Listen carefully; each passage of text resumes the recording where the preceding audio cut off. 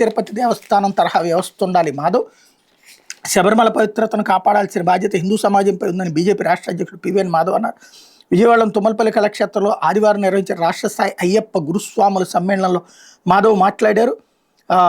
శబరిమలలో తిరుమల తిరుపతి దేవస్థానం తరహాలో సమర్థ వ్యవస్థ ఏర్పాటు చేయాల్సిన అవసరం ఉందన్నారు. అయ్యప్ప దీక్షల సీజన్లో తెలుగు రాష్ట్రాల నుండి అదనపు రైళ్లు నడిచేందుకు కేంద్ర ప్రభుత్వం మాట్లాడతామని మాధవ్ చెప్పారన్నటువంటి వార్తని హైలైట్ చేశారు. ఇకపోతే సాక్షి, రాష్ట్రమంతా గంజాయి ఊడలు, కుప్పంలో గుప్పు అంటూ స్వయంగా సీఎం చంద్రబాబు సొంత జిల్లాలో మత్తు మందుల దందా, గంజాయిని ఆదాయ వనరుగా మార్చుకుని పచ్చముట్టాల ఆగడాలు, రెడ్ బుక్ పాలనలో కారులో గంజాయి తరలిస్తూ దొరికిపోయిన కాకీలు, ఉత్తరాంధ్ర నుంచి హిందూపురం దాకా విస్తరించిన మత్తుజాడలు, విజయవాడ కేంద్రంగా రాజధాని ప్రాంతాలు యథేచ్ఛగా విక్రయాలు, హైదరాబాద్, చెన్నై, బెంగళూరుకు అక్రమ రవాణా, ఎక్కడ డ్రగ్స్ పార్టీని ఛేదించినా చిక్కేది టీడీపీ కూటమి నేతలే.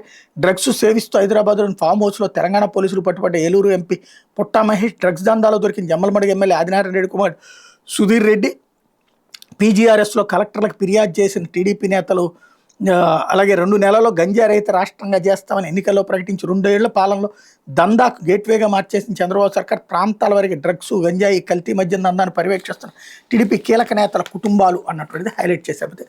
బడులు ఖాళీ